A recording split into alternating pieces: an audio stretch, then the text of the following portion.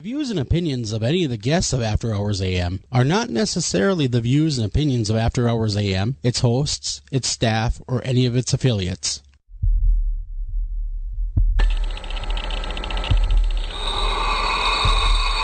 Welcome to the After Hours program.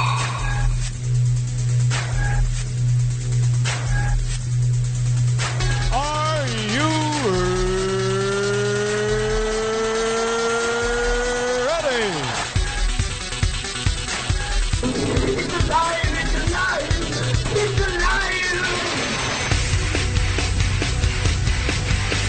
Now broadcasting live from the After Hours AM studio, Joel Sturgis and Eric Olson. And good evening. Welcome to this edition of After Hours AM. I'm your host, Joel Sturgis, right along with me. Eric Olson. Eric, how you doing, man?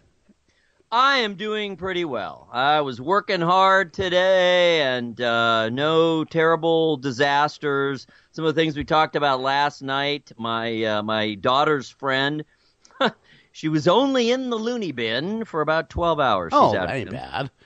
That ain't bad. Come on. She's out again. And so hopefully, she said the place was not for her. So hopefully she'll either find one that is for her or better still be okay. Though I certainly want her to get help, assuming she needs it. I don't think that the loony bin is really for anybody. I mean, it's not like a pleasure cruise. No. I do believe it's a place of therapy. And Yes. oftentimes therapy in the beginning is hard because you have to basically understand where you yourself have gone wrong. And that's often a very hard thing to face. And I've been in therapy. I've talked before. I've seen counselors. I've been there. And it is not it's not supposed to be comfortable. It's not designed to be comfortable.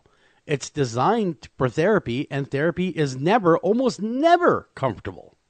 No, because the whole point is to disrupt your patterns, and so that you can examine them, and you can once you're out of that behavior and you're out of that pattern, you're out of that loop, then you can examine it as if from the outside. Exactly. And so hopefully God bless her, and I hope this young lady finds her way. I really do. And so that's hopefully, like I said, she finds her way. But, it is not easy. It's not for the faint of heart. So, no, it's not. But other than that, things are going pretty good. Alex went off with finally got to see his girlfriend who goes to another school. Oh, they have a multi-school love affair. A trans-jurisdiction a relationship. And neither of them drive yet, so they're, dependent on others. So they certainly don't see each other as much as they would like. They met doing these plays on kind of on third party ground. Oh, so was he on neutral ground? It was turf that was not either one of theirs, so they were able to really.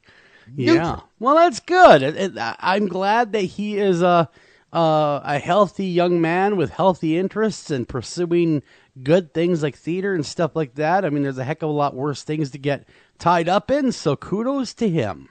Yep. And so they went off. She came over, and then they went together off to a bonfire. So yay. Yes. Young love, huh, Eric? Remember that? Remember Young Love? Of young love. Yes. First love. Yes, I do remember that. Good times, good times. It is lodged deep in the recesses of my cobwebby. Oh, yeah. Yeah. Well, tonight we have a great show on tap. I suppose we better talk about why we're here. Tonight we're talking about the ghosts. Yeah, we're talking about the ghosts of the Grand Canyon with author. What's that?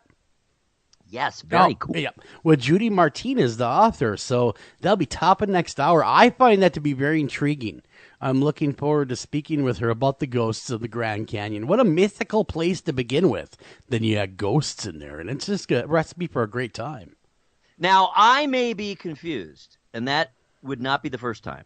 But the authors are a husband and wife team, Judy, whom you mentioned, and Brian James. Now, as far as I know, we will be speaking with Brian James. Tonight we'll be speaking with Brian James. That's Gotcha. my Okay. understanding. Okay, that's your I understanding. could be wrong. Now I heard. Well, hey, we're all going to be surprised together. That's all. That's all. We can It'll do be that. one of the two of them. It won't And be the maybe first both. time that's And ever maybe both. happened. Exactly.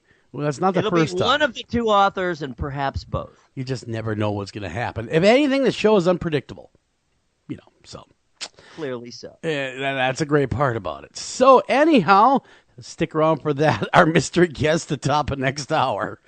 There, we'll put it that way. The Mystery last guest. name of Martinez. We will have a Martinez on, just depending upon which one. So it may even be Pedro Martinez we get on. We don't know, but it will be a Martinez.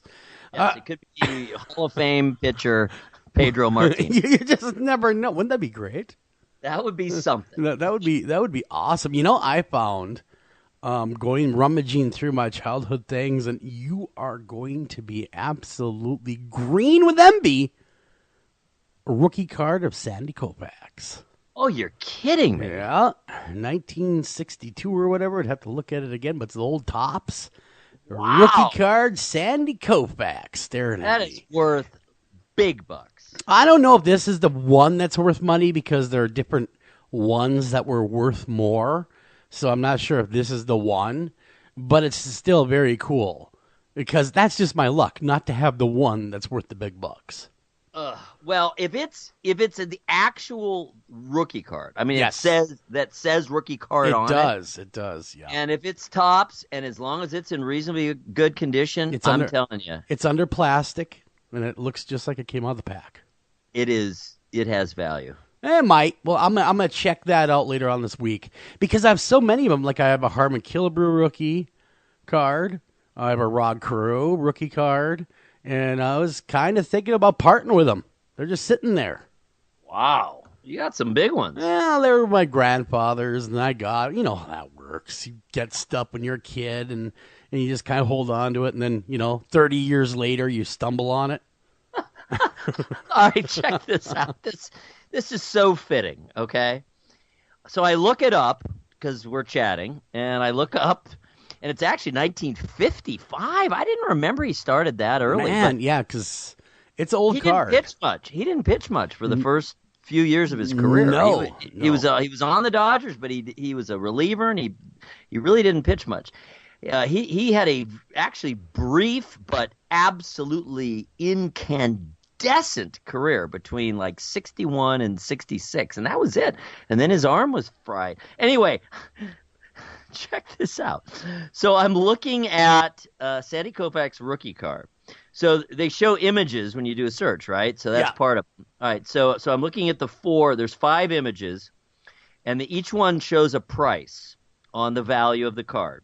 So the first one is $3 and See, that's what I'm saying. $3.60. The next one to its right is $10,000. Right? $999. I just don't think I have the $10,000. I think I have the $3 card. That's what I think. Goodness. That's what I think. How's that for a range? Right? I just don't see that. I do not see my luck being that fortunate to have it. Right? I just don't see that. $11,000 card. Yeah, I just don't have that kind of luck. So, I know I'm a realist, man. I've thought that I've won the lottery several times in the past because it's so flippin' confusing when you do the scratch off, like the crossword puzzle and crap like that. Just for the hell of it, you begin gas. You're like, throw in a $5 lotto card. I've thought I've hit the big jackpot multiple times, only to walk in there like a fool, Eric, and have them scan it and look at me with the deer in the headlights look like, you're an idiot, ain't you? You're not right. That is frustrating. It is. You got the adrenaline. You and do. You're all And you're psyched. like, you're already spending the money in the back of your head. Yeah, You're you're like- dividing it up. Well, I'll put a little on here, and I'll do this, I'll pay this. I'll do Right. this. Right. And I'll spend a little on her and a little on him and a lot on me. That's right. I'm buying stuff, baby. And then you go in there and they go, you won $4. Thank you for playing. $4? $4? I'll tell you. But Sandy Koufax, besides whatever, intrinsic value the card may have, I mean, he is near and dear to my heart. He was my favorite player. I was a left-handed pitcher. I am from Los Angeles. I grew up in the 60s in his absolute heyday. I attended one of his no-hitters with my grandfather. And so if I had the card that you have, I would be in heaven, regardless of its value. Yeah, it's probably got no value, to be honest. I'm looking at it right now, and it's got like okay, what is it worth? $163. Boom, there it is. That's it. Not the 10,000 that we were hoping. I believe the $10,999 one is signed. Yes. Now I'm looking at the one right next to it for $59,000. Oh, I didn't see that. I can't have that one, of course. Can't have that. I got to have the $160 and change one. Well, that's not bad. Yeah, it's not life-changing money, and I'm after life-changing money. It is not life-changing. No. And because quite honestly, now I don't care. And now there's another one here that is signed, the same one I have. That signature, man, makes it worth a lot of money. $2,172.99. Right.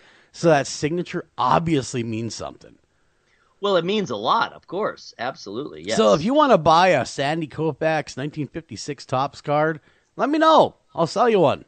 And now I'm looking more deeply, too. And the ones that are really cheap, like the 325, they're just replicas. Yeah, and I also have the 1961 of Sandy Koufax also. Wow. So that one's only worth $168. So it ain't worth a whole lot. I can't put my children through private school, that kind of money.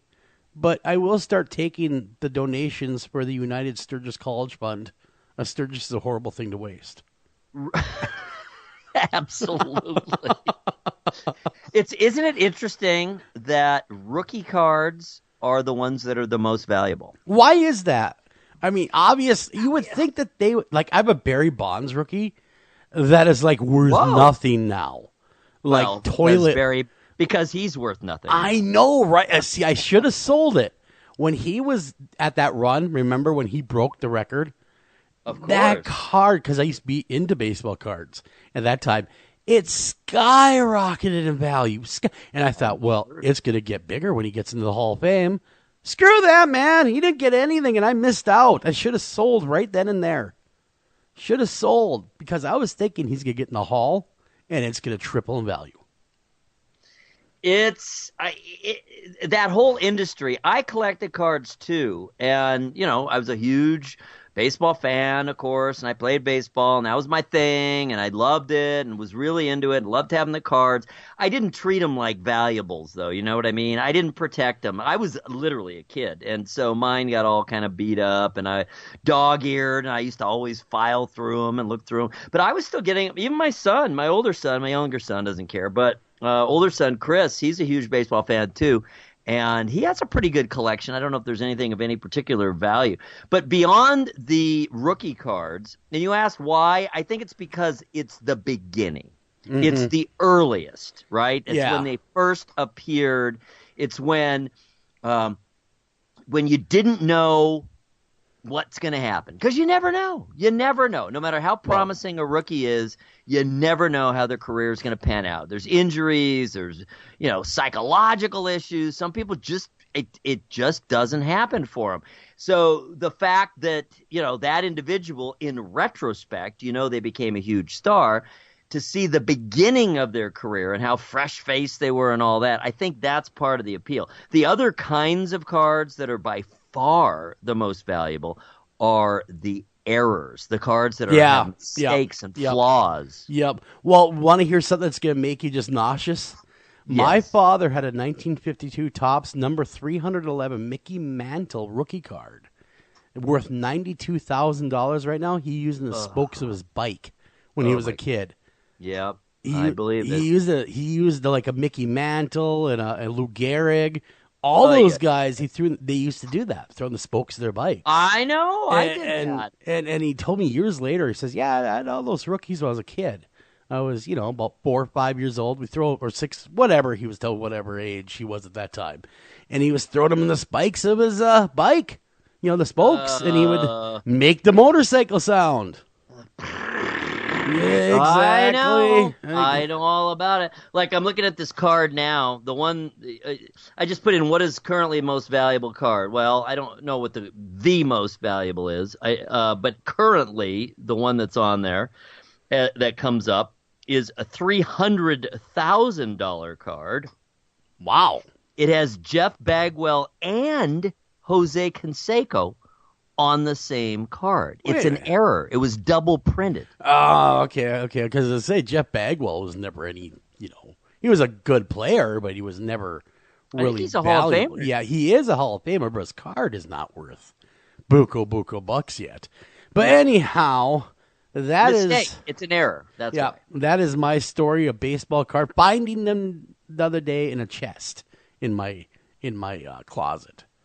Going, That's like that 100-year-old doll we found in my mother's cedar chest. Yeah. And that's funny you mentioned that because we actually have a story involving a doll. It's a scary one too. All right. It is a freaky tale. See, now everybody knows I hate dolls. Yeah. I hate dolls. Okay, in this story though. And you are not alone. No, they freak me out. An 116-year-old doll appears to blink in a selfie despite not having any eyelids. The unusual activity was detected by two ghost hunters inside an abandoned building known as the Village of the Damned. Well, I guess in Mansfield, Nottinghamshire. There it is. Yes. It claimed that the people often feel sick, dizzy, and often get headaches in the presence of Janet, the haunted doll. Oh, my. Paranormal investigator Craig Jones, 28, and Matt Wood, 48, couldn't believe the creepy toy not only appeared to have her eyes closed, but also had an eyebrow and mascara, which clearly in the picture she does not have. Well, that is inexplicable, I must say. The ghost hunters are eager to take another shot with the doll. Who they have called Janet, and originally owned by a Texas family in 1903, after they bought her from an estate sale. An estate sale! Wow. Nothing ever good happens there. Rarely. Nothing. Unless you're selling it. You're selling it. So they believe that Janet, the haunted doll with no eyes, mind you, that blinked, is haunted. Well, I wouldn't be surprised. That doesn't seem like an unreasonable analysis and assessment of the situation. Well, I don't know. See, dolls anyway creep me out. They just do. And especially, I know people have rooms full of dolls, and you walk in there, those porcelain type, and all the eyes are on you. Oh, I know. Oh, it makes you want to run away. I understand. It's uncanny. That's what creeps us out about them. It's the uncanniness because they're too close to being human, and yet we know they're not human. Or are they? Or are they? Or are they infested with the demonic? Well, that is certainly possible. And, of course, that brings up the point, there's a new Child's Play, Is there really? There's another one coming out? Starting all over again. All over? It's a reboot? It's a reboot. It's a reimagining of Chucky? It's exactly right. It's a reimagining. Okay, why do they do this, Eric? Why do they take these movies and do this? What's your opinion on that?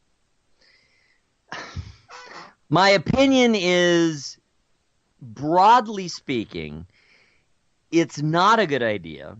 It shows a lack of imagination, and it's typically just kind of a money grab. Now, I know that that's not all it's about. And on occasion, something interesting, or a different perspective on a classic story comes out, with a remake. And we've talked lots of times about how good the reboot, I guess you'd call it, Star Trek movies have been over the last several years. I think they've all been way better than any of the original Star Trek movies. And I am an absolute,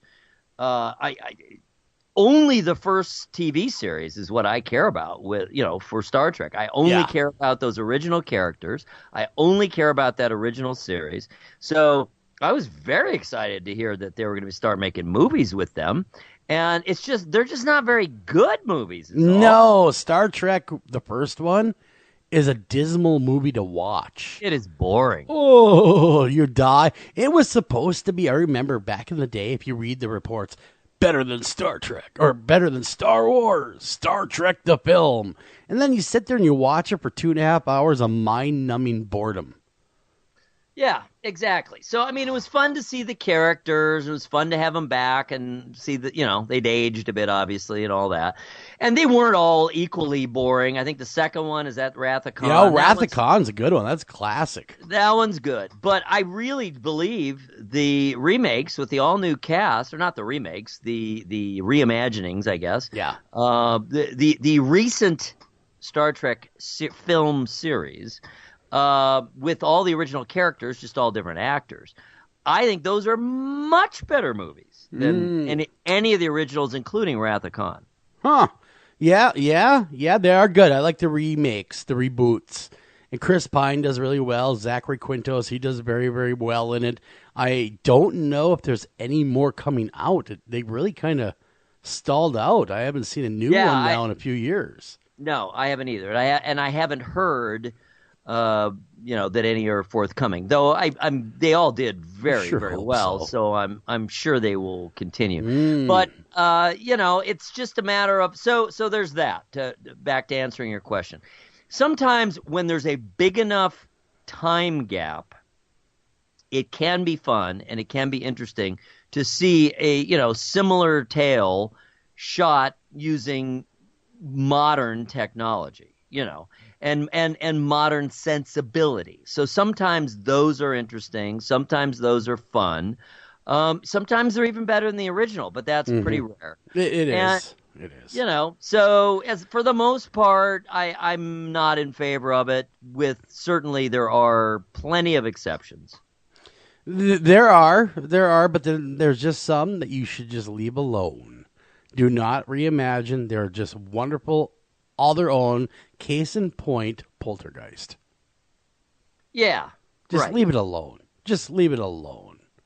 Just let us have our 1980s film.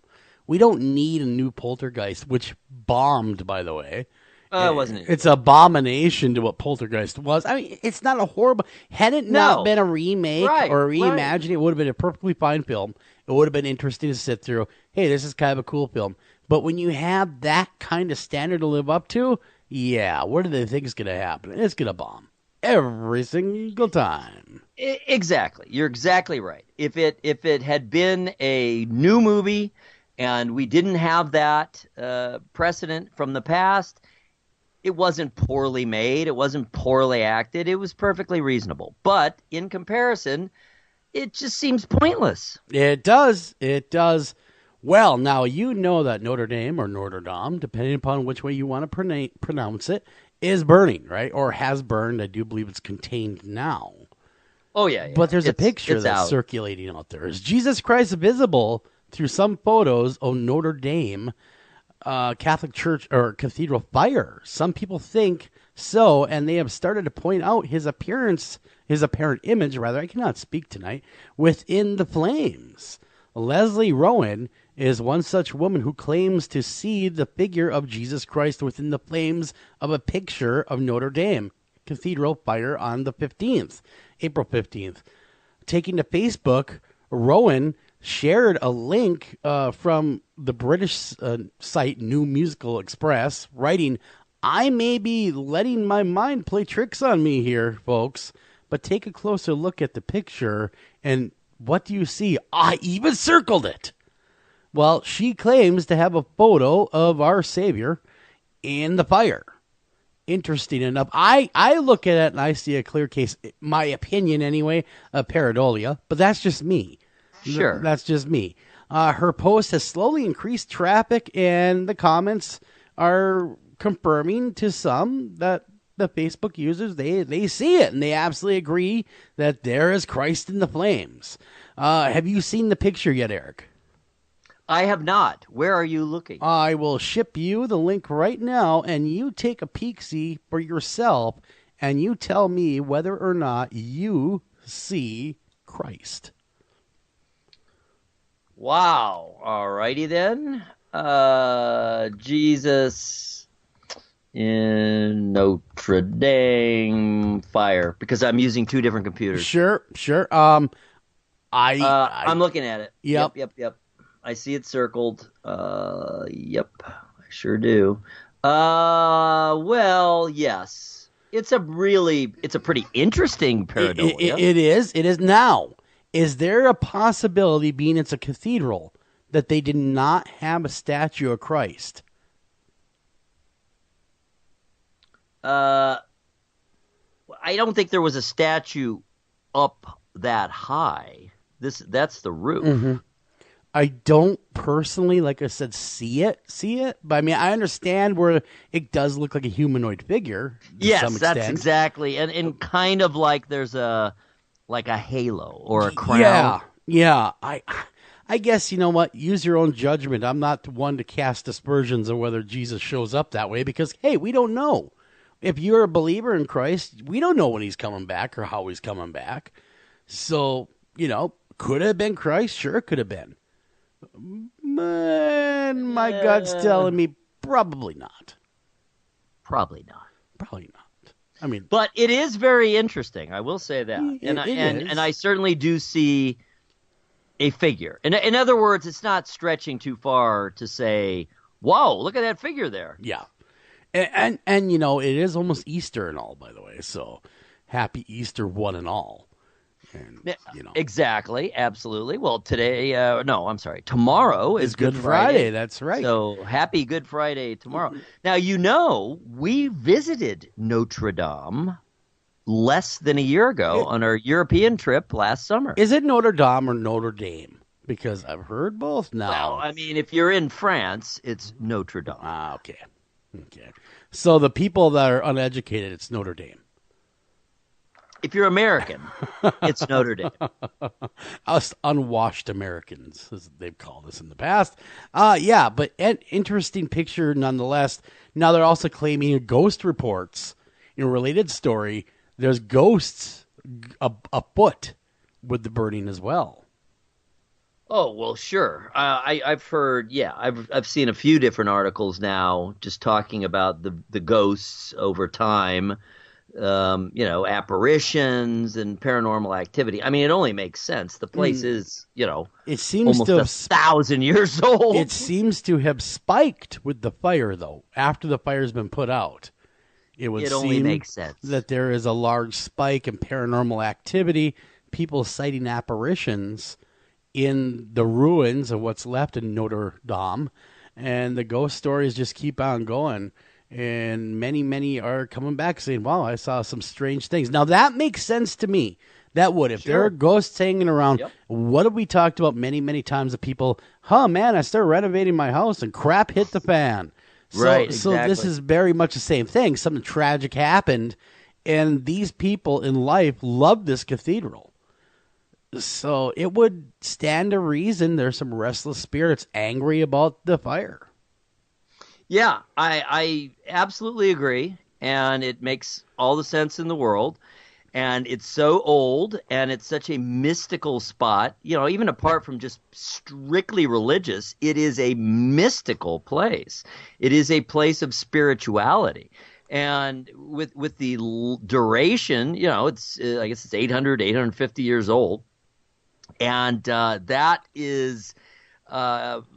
People would be drawn there because it was important to them. Mm-hmm. I'm sure there have even been deaths there, although probably not that many, but some just over the length of time. It's old. It's going to happen. It's really old. And, I'm sure there's been lots of funerals there. Mm-hmm. Tons. And on and on and on. Yep. And so, yes. So like you say, when there's this kind of an upheaval, when there's this major a disruption, and it was already under repair. In fact, that's probably, what caused it in the first place. Yeah. The fire. Power surge. Yep. And so, yes, I think that makes perfectly good sense. And I'm looking at about 10 different angles on that, on the supposed Jesus, and it's kind of a trick of the light because you can see from different angles that Jesus is all right with me. Yeah, exactly. He's not a solid figure. Yeah. So if they want to believe, though, if they think that they caught something, who am I to say? I don't want to question their faith because that's not my place to do so. I agree. But if you believe that you saw it, then I believe that you saw it. So we got to get out of here. We come back here, America's Most Haunted Headlines, right after this.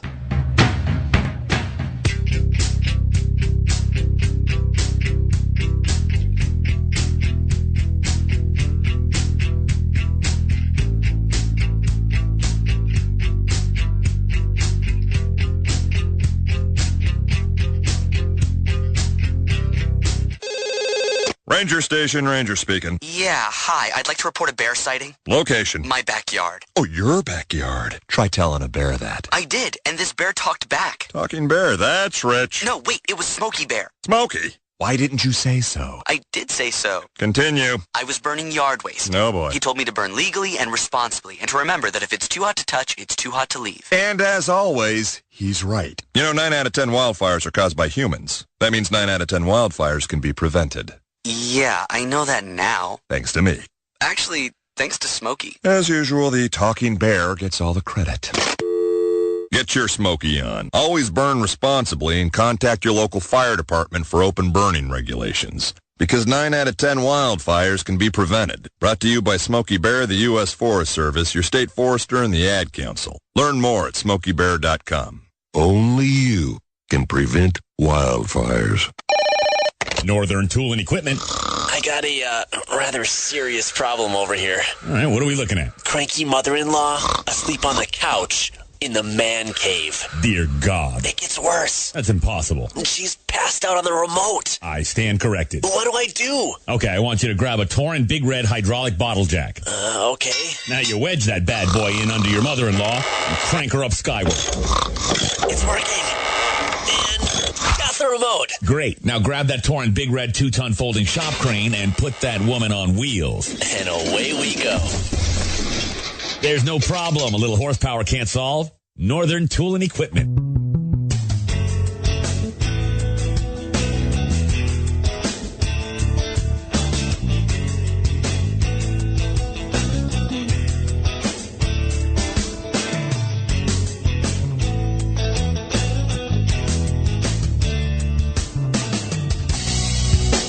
And welcome back to After Hours AM, everybody. I'm your host, Joel Sturgis, right along with me, Eric Olson. And it is time to fire up the Twitter and go on over to twitter.com and search out AM Haunted or America's Most Haunted and follow along. And if you've never been there, you need to check out America's-most-haunted.com, your one-stop shop for all things amazemo and paranormal.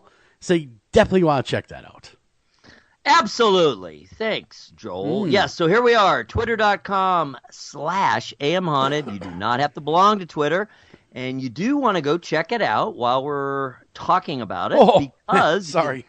See the pictures. Speaking of the pictures, that GIF just freaked me out. Out of the corner of my eye, the lips are moving on that thing. And I'm like, whoa, what the hell is that? So, yeah, it got me. It got me. Woo. Yeah, and the movement is subtle, so you don't necessarily notice it first. Yeah. It got me too when I was searching for an appropriate image. Yeah, all right, so there we are. The first one is, I believe, isn't that from Paranormal Witness? It's been used so much. I know. I think it's like a stock photo or something. It has become a stock photo, but I think originally it was a demon on Paranormal Witness, and it needs a dentist. Oh, my God, yes. So the caption, we are seeing that demon that you've seen many times from Paranormal Witness with the bad teeth and the pasty skin, the dark circles around the eyes. Oh, yeah. Super creepy.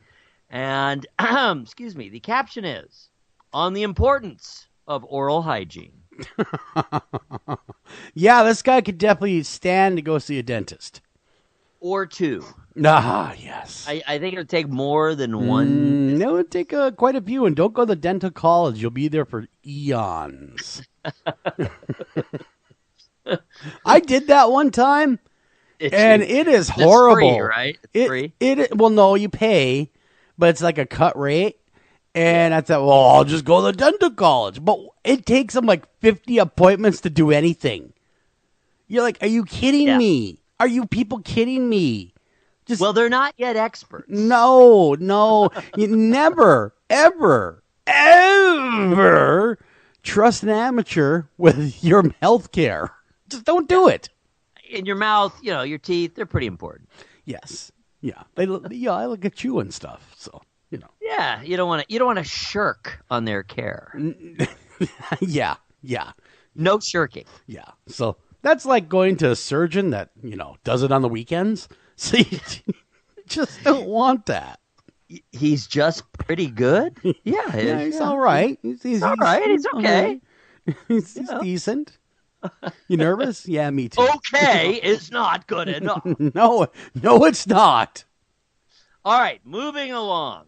The haunting of Wrigley Field, which I swear to God, every Cubs fan, I think, was utterly certain of its existence. The haunting and the curse. There's the goat and the cat and all this. Sure. Because they didn't win a World Series forever. From 1908, I believe, till 2016. Of course, we know who they beat. The Indians. Yep. Yeah, they did. They did. Really annoying. But anyway. They're the Indians. Everyone beats them. 108 years that they did not win the World Series. And so there's all kinds of interesting tales associated with the haunting of Wrigley Field.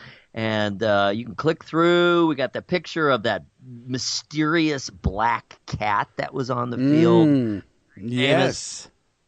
The appearance of the black cat on the field during a game, by the way. And there's a goat that they blame. Yes, exactly. Yeah, I'm not a big Cubs fan, but, I'm a Twins fan, so, You're not that far from there either, though. No, I'm not, and there's a lot of Cubs fans around here because of that.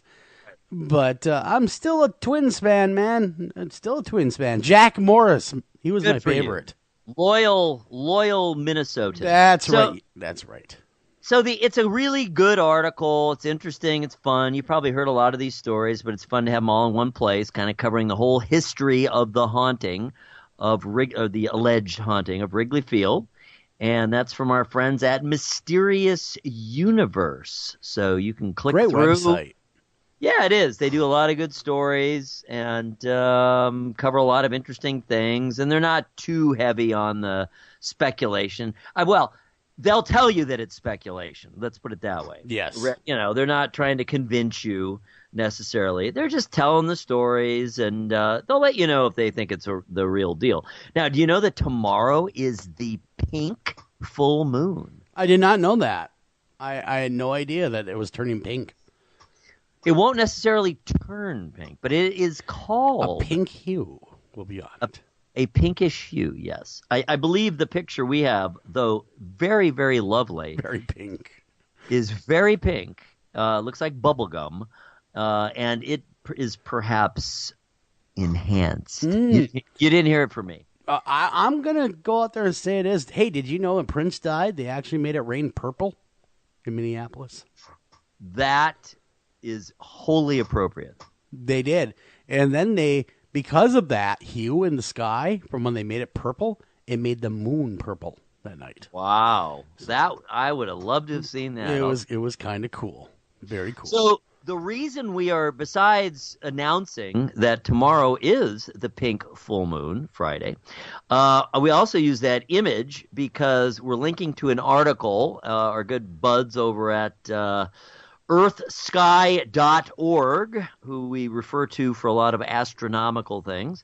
And it's an interesting story about it explains why does it always feel like the moon is following you, especially a full moon. Have you ever noticed that? Yeah. I Like when you're driving, you're on Yeah. the highway. Doesn't it feel like the moon is following you? It does. It does, and it could be because, I don't know, the moon's huge and it's in the sky, and everybody in the world, when it's nighttime, can see it.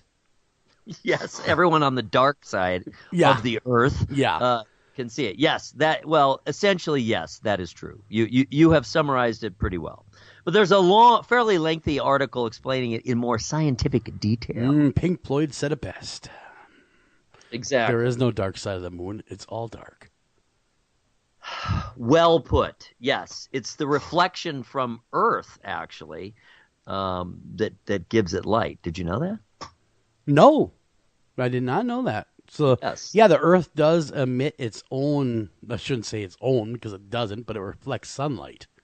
Yes, back onto the moon. Isn't that interesting? It is amazing stuff right there. You're dropping knowledge on us tonight. I'm talking science. All right, moving along. We already mentioned there is a new Child's Play coming. Yeah. So if you click through, this goes. We got the image of the poor mom who's She looks Aubrey rough. Plaza. Yeah, she looks rough. It's Aubrey Plaza, who so many know from The Office and lots of other movies and whatnot. Yep. And so she's the mom, and there's a new Chucky, so he looks fairly different.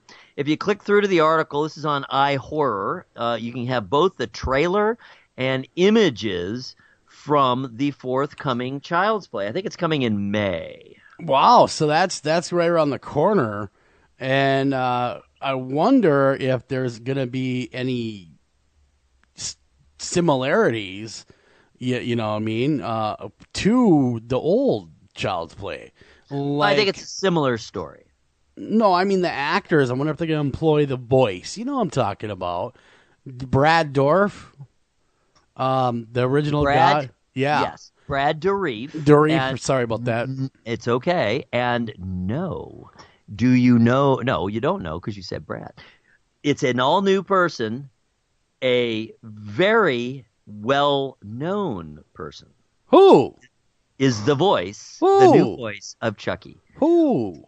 Mark Hamill. Oh, you know what? That makes sense. When you hear him do the Joker stuff. Oh, he's a great voice actor. He is phenomenal at it. And you know what? If it wasn't going to be Brad doing it, Mark Hamill's a solid second choice. I agree. Absolutely so. So, yeah, that's coming up in, what is the real? Oh, I'm sorry. It's June. It's June 21st, so it's still not too far off. All new Chucky. He looks a fair amount different. He's actually Buddy, the original doll, before he is possessed. Oh, okay. And, so there you go. New Child's Play coming out June 21st, and looks like it's going to be pretty spooky. I'm looking forward to it. I still haven't seen Pet Sematary yet, though, the new one. I have not either. I don't think I'm going to get there, but I am looking forward to it on Blu-ray. Yes, and maybe even 4K. Oh, that'd be awesome. Because it's supposed to have really great visuals. That's supposed to be a real highlight of it, is the atmosphere and the art direction and the visuals. Well, John Lithgow, too. I mean, you add him into a movie, and he's a great actor, in my opinion. He really is. He is, and he's so versatile. Yeah, he brings it, and so that'll be really good, because sometimes dead is better. Many times dead is better. All right, moving along. I'm always a sucker for a great lightning picture, and this one is in the sky, obviously, at night, and I love the way the lightning turns the night sky purple. Now, did you know that lightning does not indeed, according to the science people, does not come from the sky? It comes from the earth up. Does it really? That is what they were saying. I was reading an article about lightning, and I don't know how credible Bill Nye is, but he's claiming I think he's fairly credible. It goes up and not down. I don't see that happening. I don't understand his logic in that, because I always thought it was the other way around. I thought it came from static electricity in the clouds. That's what I thought. I will have to follow up on that. Anyway, I'm mostly really that. I mean, that's very interesting. I will follow up on it. I'm going to research that and see what that's about. Because I, like you, assumed that it came from the top down because I had heard the source of lightning is static electricity that forms from friction. Okay, answer is both. Cloud to ground, lightning comes from the sky down. But the part you see comes from the ground up. Fascinating. A typical cloud to ground flash lowers a path of negative electricity that we cannot see towards the ground. And then, of course, okay, so yes, it does technically come down, but what we see is indeed ground up. Interesting. I really didn't know that. Crazy stuff. I'm dropping knowledge myself now, man. Yeah, absolutely. That was a good one. Yep, I didn't know that. So the besides the fascinating information, which really is very interesting, I'm going to follow up on that myself and try to get a really clear picture of it, image of it in my mind. But as far as this picture goes, it's a multi-lightning strike. I love that. I love the purple of the sky. But most of all, have you ever been, I'm sure you have, you're in Minnesota, you get plenty of lightning. Do you taste the electricity in the air? Yeah. It's almost got that metallic Very metallic. taste. Yes. And yeah, I have. I actually, years ago, was struck by lightning. Oh my! And I was a young kid camping, and it went. I went in and left a little burn, and I left another little burn on my ankle. Yeah. Went right through me, harmlessly though. Wow. Well, that means you were grounded, right? I was grounded. Yes. Thank God. Thank God I was grounded. I'm happy to hear that. All right. Moving to the next image. Can you believe that is a real creature? The hell is that thing? Look at the ears. It's called a jerboa. I guess it's related to the mouse. Look at the ears. The ears are 2/3 the length of its entire body. See, those ears are huge. Massive. Huge. It can fly with those things. It's Dumbo the mouse, basically. It is. And what's interesting is this creature called a jerboa has the largest ears relative to its body size on Earth. Was it created in a lab? I mean, is it like a weird hybrid? Apparently, it's a naturally occurring creature. Huh. Who knew? Jerboas are real. I did not. They are real. And the problem is, it's always so loud for the poor little guy. And he just runs around saying, "Please stop shouting!" Everywhere he goes. Because the big ears. Yeah, I get it. Yeah. Big ears. Huge. You know, they say about things with big ears, they can hear really well. Yes, exactly. That's the whole point of ears. It corrals the sound and channels it down your ear, your auditory canal. Exactly. All right, moving along. Can you believe? Look at this image from a newly opened tomb. Look how vibrant and clear the colors are and the images, the paint. Look how fresh that is. It is over 2,000 years old. Wow, looks like it was just painted yesterday. I mean, it really is kind of unbelievable. And I hope my tomb looks this fresh. Oh, don't worry. I'll make sure. After 2,000 years. I hope your tomb is that fresh. I hope so. After a few thousand years. That would be nice. Don't you agree? I do agree. I think that'd be a wonderful thing. It really is. It's a pretty amazing image. And it is. Yeah, the colors are vivid. The figures are clear and obvious. It is astonishing. But of course, remember, we're talking about Egypt, where it's very dry most of the year. And of course, this was sealed. So that explains a lot of it. Sealed and dry. Yeah, well, you get those two combinations going, and it will stay fresh for a very long time. Yeah. Now, this next one, for some reason, I just find this really irrationally sad. It just really makes me sad when cemeteries die. You know what I mean? They're no Yeah, longer when they get care- grown over, no one cares anymore.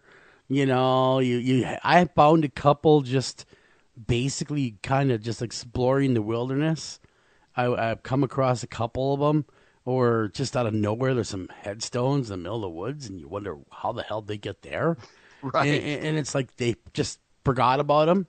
That is sad, because these ones I found were like from the early 1800s. Yeah. Oh, yeah. It's just sad. That's somebody's mother, father, brother, cousin, whoever, and they've been forgotten to time. Yep. Well, we had one. We lived when we first moved from California to Ohio when I was going into high school. And we lived in Chagrin Falls, and we lived on a little development where all the houses, or most of the houses, were built around a lake. And I mean, big pond, small lake. And on the other side of the lake, where there weren't any houses, there was this old, decrepit cemetery. And some of them, I mean, you could barely read the headstones, but some of them went back to the 1700s. Dang. That's a long way back. It really is, especially for Ohio. Mm-hmm. So, it's amazing. So anyway, it just, there's something about that just really makes me sad. It is kind of saddening, though. You know, someone should tidy them up and tend to them. And, I realize a lot of it's just appearance, because there's cemeteries that are lost literally all over the world. Pretty much everywhere is a cemetery if you go back far enough in time. Yeah. There's bodies everywhere. So it really is kind of a function of just how long do you think a cemetery should be there? You know what I mean? To be tended. But it's sad when it's only, say, a couple hundred years. It seems like they should be able to take care of them a little bit longer than that, but it costs money. Someone has to do it. Yeah, that is true. Someone does have to take care of it, and it would seem a lot of times the people that did take care of it are probably in the cemetery. Yes, that is, or another one anyway. Yeah, one that no one forgot about. Hey, I noticed, and so I linked to a review, but I've seen a number of them. Our buds, remember Seth Breedlove, who we had on recently? He's getting really good reviews for On the Trail of Bigfoot, that latest film, the one that we previewed when he was on the show, maybe 6 weeks ago or so. Great movie. Yeah. Really good stuff. And he's in it himself, as well as, being the producer and whatnot. And so it's really great to see how well it's doing. I know they had a big premiere down in Canton. Remember, he was talking about We're going to have it at the Palace Theater, I think, in Canton. So that came and went. That was in March. But I've just noticed there have been a lot of really good reviews. And so congratulations. We're very excited. Yeah, very excited, Seth. Good job.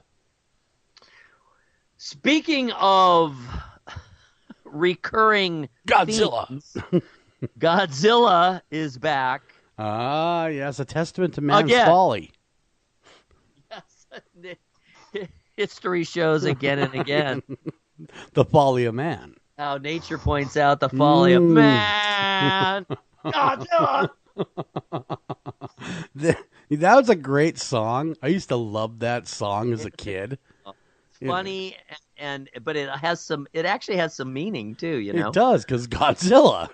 It's Godzilla. So yes, once again, Godzilla is got to go, Godzilla. back. This one is called Godzilla, King of the Monsters. Apparently, he's just duking it out with all the Gaiju. Really? I heard King Kong's in it. I think that may be a different movie. Oh, I'm not might sure. be, huh? Because I remember at the end of King Kong, of course, if you sat through the credits, it came up with them sitting around a table, and they show all the different monsters that are on their way to battle. And right. Godzilla, King Kong, Mothra, a few others. And when is that set? May 31st is when that's dropping, right? Yeah. You may be right that's what this one is. Isn't there another one, though, it's King Kong versus someone. I mean, that's literally in the title. I don't know. Maybe that's already happened. But this one is definitely, there are many huge-ass monsters, and it's called Godzilla. You're going to love it. Oh, probably. It'll probably be fun. No, it's King Kong versus Godzilla. Coming out, that's coming out 2020. King Kong versus Godzilla. So that is a different movie. Okay. Yeah, that's coming out 2020. So you're going to be able to see the throwdown between Godzilla and King Kong 1-on-1. A mano a mano. This one has Godzilla King of the Monsters that comes out May 31st of this year. This one's got a boatload of big old monsters, too. That'd be great, though. I love those kind of movies. How about you? I do. I got to be in a certain frame of mind. And I'm a little gun shy about Godzilla because remember the remake? Oh, the Matthew Broderick one. That was, that was horrible. And then to make insult and injury worse, they had, I think it was P. Diddy that stole the Kashmir rift for a song. Right. Oh, yes, you're right. That was so bad. It made me so angry. Who the hell? You don't even have enough talent to hold Led Zeppelin's jockstrap, you talentless buffoon. I remember him doing that song, and I think Jimmy Page played along. I know. On Saturday Night Live. I'm thinking that Jimmy Page must have been poor or something. Needed a payday. I don't think he's ever been poor since Led Zeppelin 1. Why? Why would you do that, Jimmy? I still shake my head to this day. I know it's been over 20 years now, but it's like, are you kidding me, Jimmy Page? Yeah, you're right. I agree. It was shocking. It was very shocking. That would be like Elvis Presley showing up to sing backup for what's his name, Michael Jackson. Well, or how about Britney Spears? Yes, yes, hunka burning love, taking a back seat to "Oops, I Did It Again." Yeah. I agree. All right, so this next one's a kind of a general science story, but I'm telling you, oh boy, the writing is on the wall. So scientists have figured out. They learn a little more each time, and they were literally messing around with a pig's brain from a quote unquote dead pig. It's going to happen. So these are pigs killed, slaughterhouse for food. So they immediately got the brain, and they were able to keep the brain in a clearly, there was no more pig. It was just a brain. Brain sitting there. Just a brain sitting there. And they were able to keep it alive, at least quasi-alive. It had various but limited functions for 4 hours. This is the rumor I heard, though, and I don't know if it's true or not. 4 hours. But in 10 years, they will be able to revive dead human beings.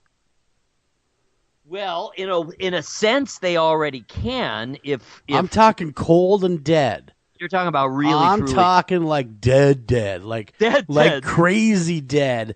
That they are claiming that they will be able to revive those human beings after they've been dead for weeks. Oh boy! And they're actually talking about. We got to run the break, though. When we come back, we're talking sometimes ghosts. Dead is better. Sometimes dead indeed is better. That's what Pet Sematary taught us all. So we'll be right back. We're going to be talking about ghosts of the Grand Canyon. Don't go anywhere. Be right back.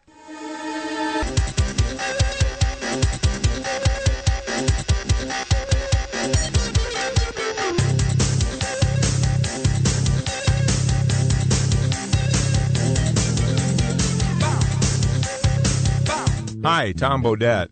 If you can hear me, then you have an internet connection, which means you can do cool things online, like listen to streaming radio, obviously, or watch a video of a monkey washing a cat. Let your freak flag fly. Or you can book a room at a great price at Motel6.com. Isn't the internet wonderful? Everything you want right at your fingertips, and whoa, did not need to see that. I'm Tom Bodette for Motel 6, and we'll leave the light on for you. Unexpected reactions to smart financial decisions brought to you by feedthepig.org.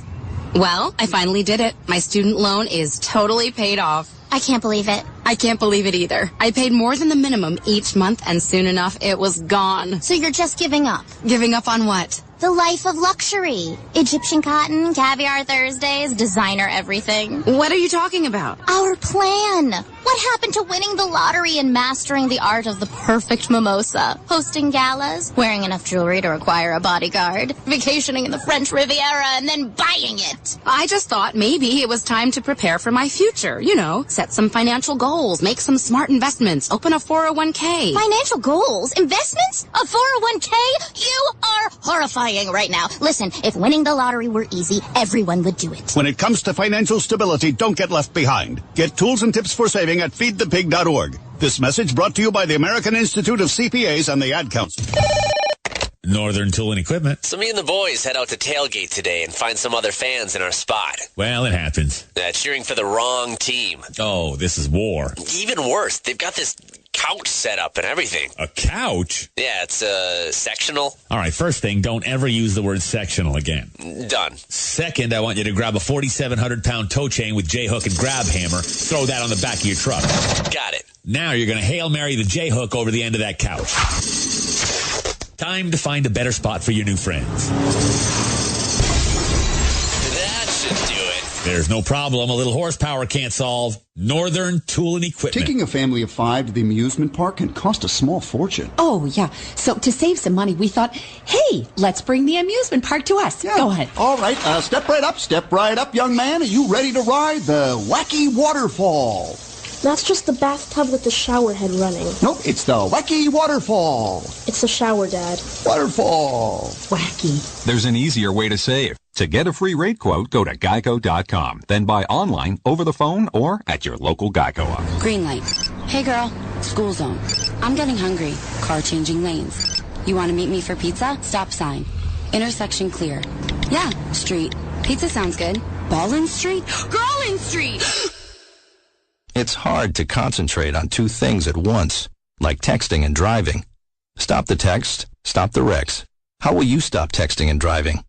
Tell us at stoptextstoprex.org. Brought to you by the National Highway Traffic Safety Administration and the Ad Council.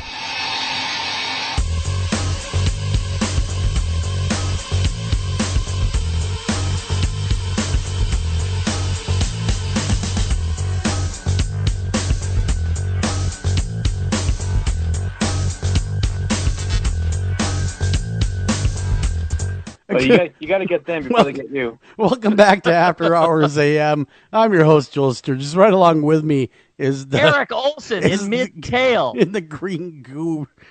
What? Okay, you got to tell your tale now. We walked in on this tale mid-telling. All right? Okay. Are you going to tell it or shall I? Well, I'll tell it. Yeah, I've been to the Grand Canyon. That's why I was particularly interested in this book, and I'm really interested to talk to our guest, who is co-author of the book. We'll get into that in a moment. But I have been to the Grand Canyon many times. I'm from Southern California. Later in life, once we moved to Ohio when I was going into high school, and I've lived in Ohio all but about 10 years ever since. I was back in L.A. for the 80s, and everyone I know just is in awe of the Grand Canyon. So, I mean, I've been there probably 10 times. And then my parents owned a condo in the Phoenix area. So every year, basically, they would go and stay during the winter when they got older in the Phoenix area. And then we come and visit. We may go for Thanksgiving. Sometimes we came for Christmas. I love Arizona. I'm really, really a big fan. And we were thinking very seriously of ending up there, in essence, retiring. Sure. So anyway, one of these trips when I was younger, I was probably in college, I'm guessing, at the time, I think. And we had a big group there. We had friends of the family, my parents' friends, and their kids were there. They were all right around our age. So this was teenagers and maybe into the early 20s. So there's a whole bunch of us, and we were going to do that main trail, Bright Angel, and I think you get to about halfway. I'm sure our guest will remind me of the name of that. You get to a point, and you kind of can look down and go, whoa, that's a long way down. and it's a plateau basically you get to. And then, unless you're going to stay down there for the evening, and you got to have a place to stay, and there aren't that many, then you got to turn around and get back, because it always takes, is it twice as long or is it 3 times as long to get back as it does to go down, because you're going uphill. So anyway, we were starting early in the morning at the top head of the trail. There's a restaurant there. I had eggs. For some reason, the eggs did not agree with me, and it did not take long before I was feeling rumblings in my tumblings. And then we're getting farther down. You're getting into the kind of the tight switchback, so you're going back and forth and back and forth. Fortunately, you can't really see a whole lot of the rest of the trail at points. And all of a sudden, I felt really, really severe pain, cramps coming into my abdomen. I really had no choice but to essentially dive behind a big bush and let rip the most noxious the dog's oar goo, the greeniest goo that has ever been unleashed from the bowels of a human being. Wow. Even more interesting, I, upon unleashing it, heard a frightening and very close proximity rattling sound. I had green goo diarrhea all over a rattlesnake. You pooped on a rattlesnake? Oh, my good Lord. I'm surprised. I flew out of there from behind that bush with my pants still down and my feet not touching the ground. I am surprised that you are not in the book as one of the ghosts with that happening to you. So, yeah. Might have. Anyhow. Yes. One of the rangers coming up, and he goes, yeah, it happens all the time. Oh, my good Lord. We have a great guest on tap, by the way, people. Glad you're listening. Not green goo is standing. So I will let Eric go ahead and do what he does best. All righty then. We are talking about a book that actually just came out. It came out a week or two ago, called Ghosts of the Grand Canyon, Personal Encounters That Will Have You on the Edge. And this is from our good pals, Minnesota pals of Joel's, Llewellyn Publishing. Journey deep into the supernatural hotspots of this global travel destination and discover the first-hand accounts of spirits and unexplainable events with Ghosts of the Grand Canyon, Personal Encounters That Will Have You on the Edge by Brian James Martinez and Judy Martinez. And it came out April 8th, as we mentioned, on Llewellyn. With its breathtaking views, amazing depths, and fascinating paranormal phenomena, the Grand Canyon is indeed worthy of its title. As one of the greatest natural wonders of the world, Ghosts of the Grand Canyon is packed with amazing true tales from people who have encountered the supernatural in or around the canyon. Martinez and Martinez squared, present the history of each location, their significance to locals and tourists alike, and the special circumstances that could have caused the paranormal activity. Also featuring photos of spooky sightings and spectacular views. The book will bring you to the edge of your seat. Brian James Martinez, our guest, is a paranormal investigator who's had several ghostly encounters, and you better tell all, Brian James, in his life that had made him want to learn more about the paranormal field. He is also a U.S. history buff and loves to travel to abandoned ghost towns. Welcome to the program, Brian James Martinez. Hey, how's it going? Great to be here. Hey, Brian, great having you on, and a great book. What inspired you to write this book? Well, it started not long after my wife got to the Grand Canyon. We got hired about 3 weeks apart, so she got there ahead of me. So she lived in the dorm for a couple weeks before I got there, and so she was sending me a letter to say, hey, you're missing all the fun. You should get over here. And she was really happy that day going to drop off that letter. And then as soon as she put it in the mailbox and started to leave the Altivar Hotel, this overwhelming feeling of depression just hit her like a brick. And she went from being super happy to being somewhat suicidal. And she had a sudden urge to want to jump over the rim.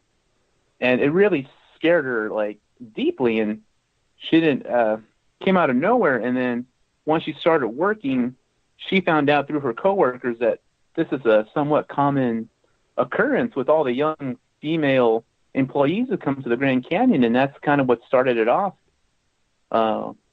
just her experiencing stuff firsthand, and where she worked at the Bright Angel Trail, a lot of the porters, the people who go in and clean the rooms, a lot of the service people, they were having experiences too, and which were quite unexplainable. And she decided, you know what, this is pretty interesting. I should maybe collect some stories and maybe put together a book one day. Sure. And 5 years later, here we are. Yeah, but why is the Grand Canyon so haunted? I mean, it's the Grand Canyon. We know there's a lot of visitors, and I'm sure it has its fair share of tragedy, but it seems to be a paranormal hotspot as well. It definitely is. I mean, even before the Grand Canyon became a national park 100 years ago, there's been a history of people living in that area for thousands of years, with the Native Americans, Spanish conquistadors, all the pioneer settlers. There's been a steady stream of traffic for hundreds of years, and in that time, I'm sure that land has seen some events that haven't gone away, and especially with the Grand Canyon, with all those rock layers. I know, I believe it's limestone that kind of keeps in that energy, and so I'm sure it just some of those rock layers, they're just sucking in that energy and kind of replaying it to the world a certain time. Do you think it's more piezoelectric effect? Yeah, I was gonna say, do you think it's more residual than intelligent? I'm sure some might be residual. Like with the Bright Angel Lodge, certain rooms will have the door lock from the inside with no one in the room. And it seems to happen on a somewhat regular basis. People check out, employees go in to clean the room, and they can't get in no matter what they do. And someone has to be in the room to lock that door, and that's the only way it locks. So for it to lock with no one in it, there's a lot of just unexplainable events like that. I would call that inexplicable. What was that? Go ahead. I was agreeing with you. Yes, I mean that is inexplicable in the natural world. But I interrupted you. Go ahead. I'm sorry. Oh yeah. So I was saying, some might be residual, some might be intelligence. Like the biggest instance was one of the chapters on I believe it's the El Tavar, with my wife getting that sudden depressed feeling. There was a young female employee a few years ago. She was young, early 20s. Her significant other had just broken up with her, and so she went to the bar, had a few much drinks, took a short walk along the rim. She did end up losing her footing, and when she fell in, though, she didn't fall in right away. She was able to grab onto some bushes, and she was hanging on to the roots of those bushes for about 20 minutes, calling for help. And it wasn't until she lost her grip where the Rangers were able to come over. They didn't have time to get her out. And so with her, that particular girl who lost her life, we think this one might be an intelligent haunting, because my wife and I did an experiment where we went to the rim, roughly in the area where she fell in, and we were trying to ask her some questions using some of our paranormal equipment and trying to get some EVPs, trying to get our millimeter going. And when I took a photo, directly on my wife's back is this one tiny little perfectly formed bright ball of light right on her back. Kind of looked like it's trying to possibly push her in so she can have some company in the afterlife. Would that be considered would that be considered an orb, Brian? I didn't mean to cut you off, but would that be an orb-like apparition? It was definitely orb-like, and I know a lot of us in the paranormal field, we don't really put too much stock into orbs because a lot of it can be explained away as like dust, particles. This particular night was super clear and calm. There was no wind. There was no dust. Like, this orb was the only light in the picture, and it was a pure white light, and my wife had a blue jacket on, and you couldn't even see like blue in the light. It was like a solid ball. Wow. Did she feel anything on her back? Did she report feeling any different? We didn't. We thought we didn't catch anything until we went home and started to review the pictures.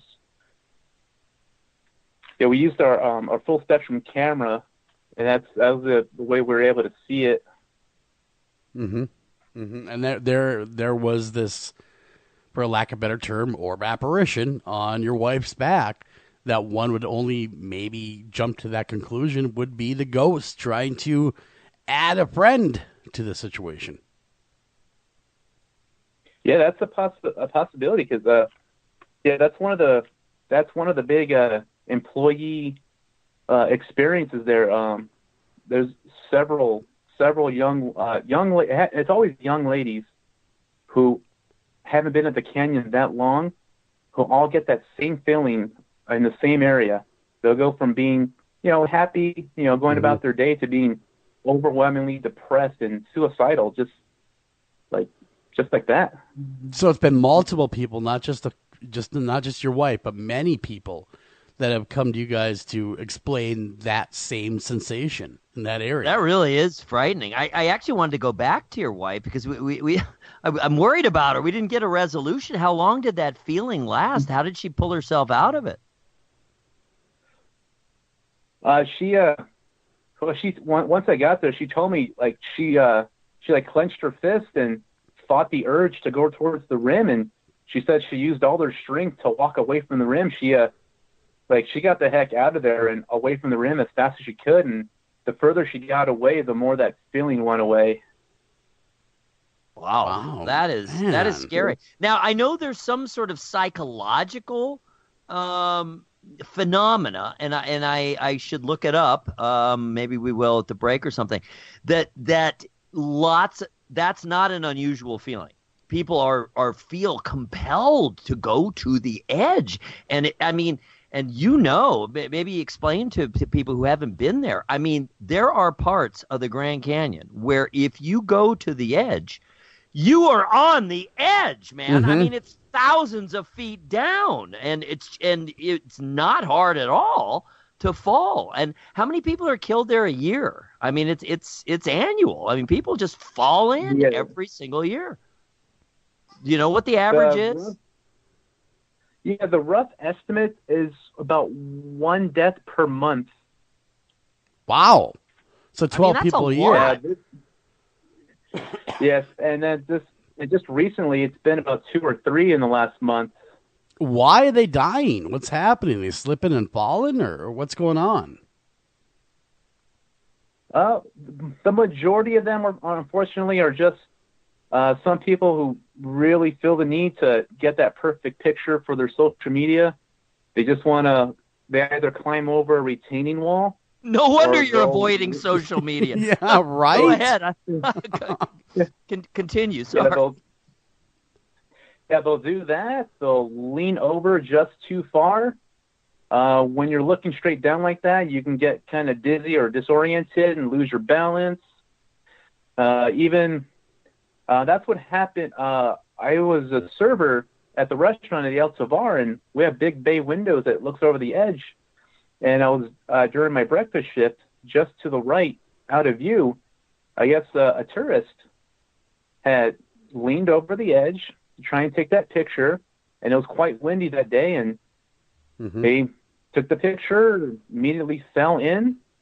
I didn't know what happened until the park rangers came by and put the yellow caution tape around the rim, and then the helicopters coming in to get the body out.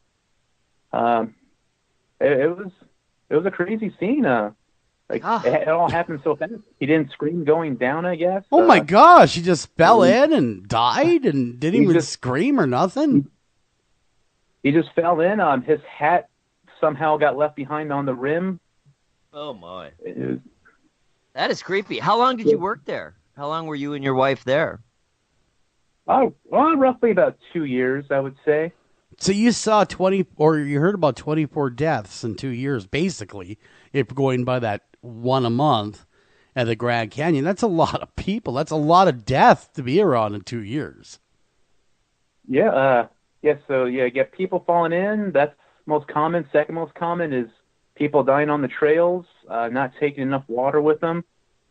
I believe when I was there was a 30-year-old female French triathlete, an iron woman, tip-top shape. She dropped dead on the trail because she didn't have any water. God. You would think that her, of all people, would know Yes. hydration. You know? I need to hydrate. Because it's high desert, too. A lot of people don't realize the temperature and the weather.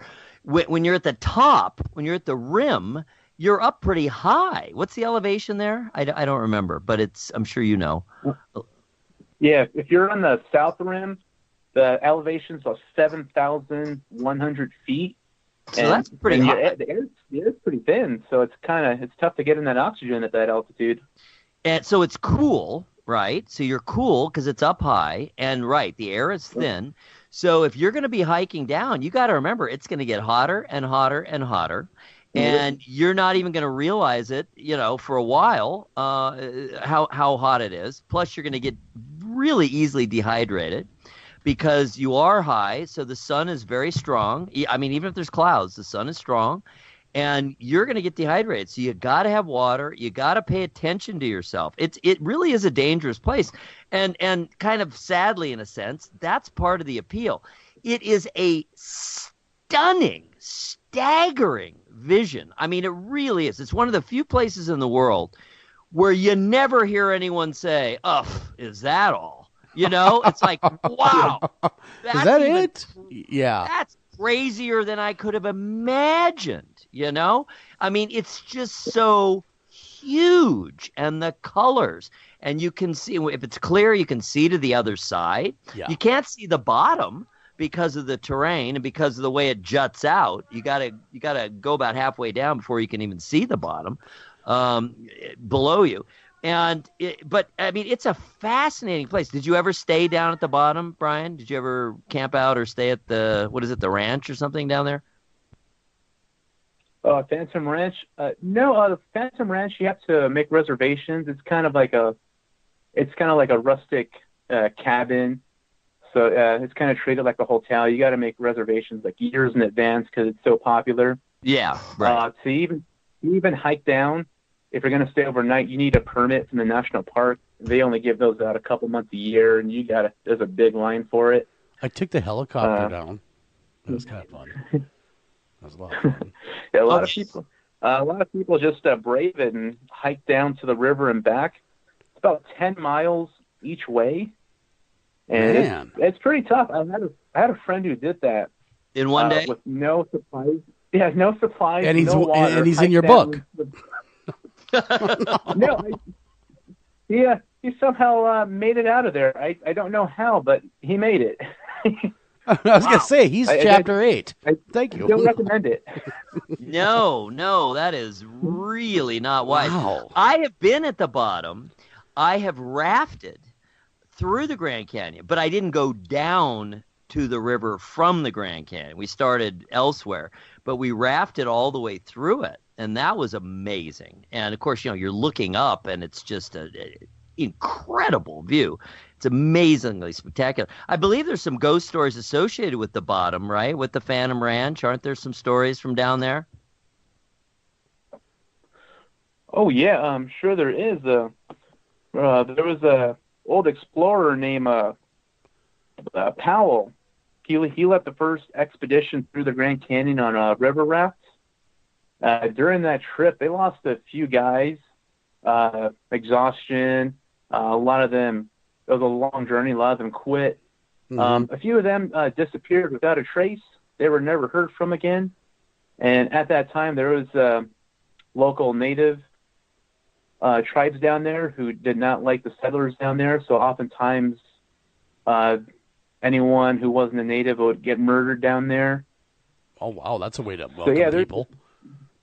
Yeah, so there can be quite a violent history down there too, as well as on the rim. Any sightings?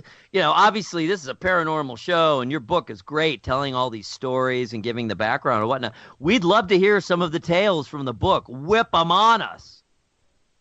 All right. So one of the better stories in the book is one that happened to my wife personally. This is in the chapter of the Trailer Village.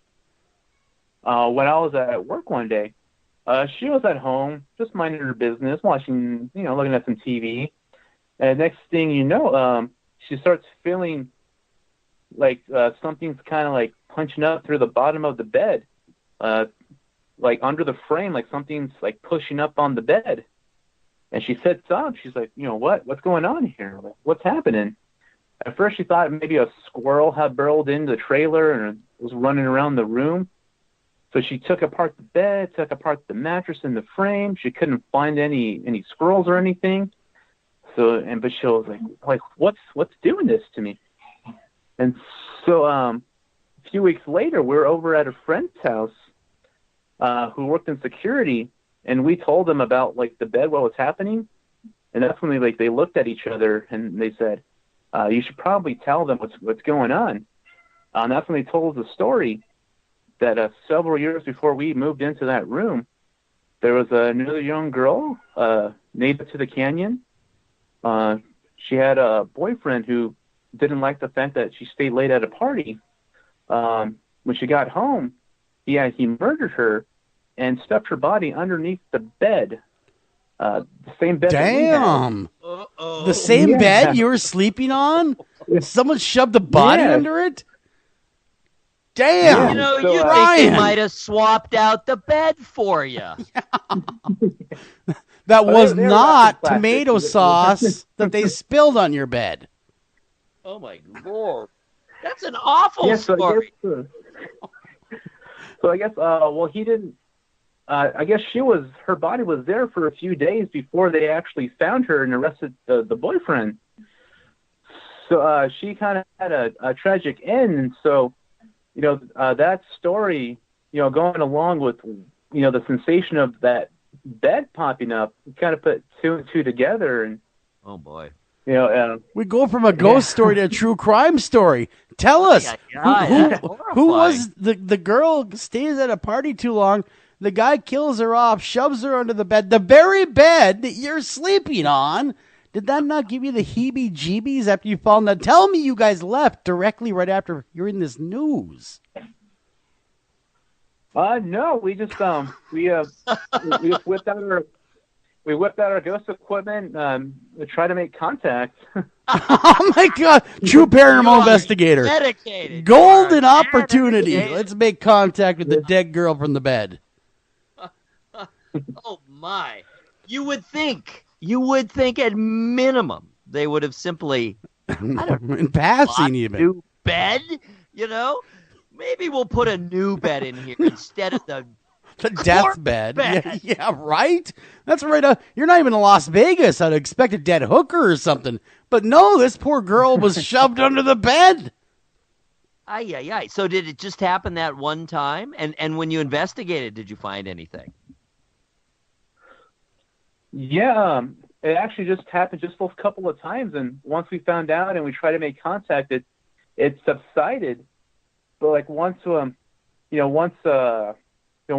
story came to light and we put her story in the book, I don't know if maybe that kind of helped her out and maybe she moved on, maybe she found some peace that people knew about her and her story. Yes, I hope that is the reason. I hope you're right that's why. And your poor wife's poor woman. Her poor horror did not go in vain. It sounds like maybe you really did help this poor woman move along from her my Lord, underbed coffin. Yeah, right. Shroud. Wow, it was her tomb, is what it was. Yeah, my wife Judy, she's pretty sensitive to that. When she was born, she wasn't supposed to have survived birth, and there's a theory out there when you're born, and you survive when you weren't supposed to, sometimes you get this veil over your eyes and you're kind of sensitive to the other side, kind of like a medium. And so her whole life, she could sense things others can't. She could feel energies others can't. And so she's had like spirits and apparitions come to her like her whole life. Wow. And she even had a coworker who was also like a practicing a witch himself. Was as she walked into a Maswick Lodge one day, and when he looked at her, he saw this spirit. A spirit that is attached to my wife, kind of like a protector. He said it looked like an old Cajun style voodoo priestess who's kind of keeps watch over my wife. He said he saw her, and if anyone kind of does anything bad to my wife, she kind of steps in to protect her.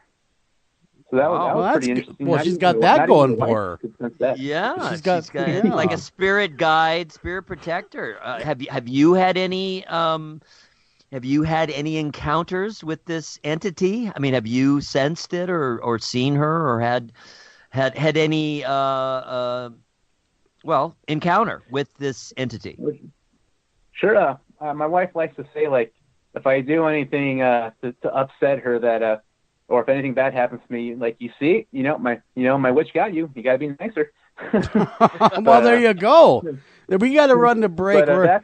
We're talking with, of course, author Brian James Martinez, and he's the author of Ghosts of the Grand Canyon. We'll be right back right after this. Don't go anywhere.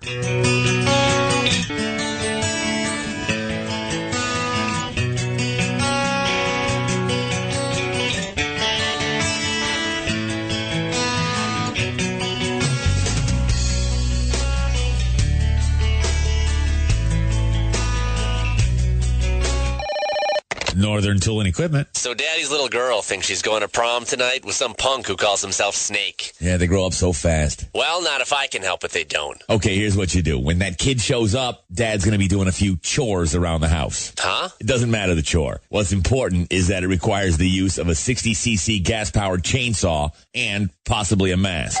I think it's showtime. He's here. Dad, I want you to meet... All right, let her rip. What's that, honey? Hi, Snake. Great to meet you. But wait, where are you going? There's no problem a little horsepower can't solve. Northern Tool and Equipment. Ranger Station, Ranger speaking. Yeah, hi. I'd like to report a bear sighting. Location. My backyard. Oh, your backyard. Try telling a bear that. I did, and this bear talked back. Talking bear, that's rich. No, wait, it was Smokey Bear. Smokey? Why didn't you say so? I did say so. Continue. I was burning yard waste. No, boy. He told me to burn legally and responsibly, and to remember that if it's too hot to touch, it's too hot to leave. And as always, he's right. 9 out of 10 wildfires are caused by humans. That means 9 out of 10 wildfires can be prevented. Yeah, I know that now. Thanks to me. Actually, thanks to Smokey. As usual, the talking bear gets all the credit.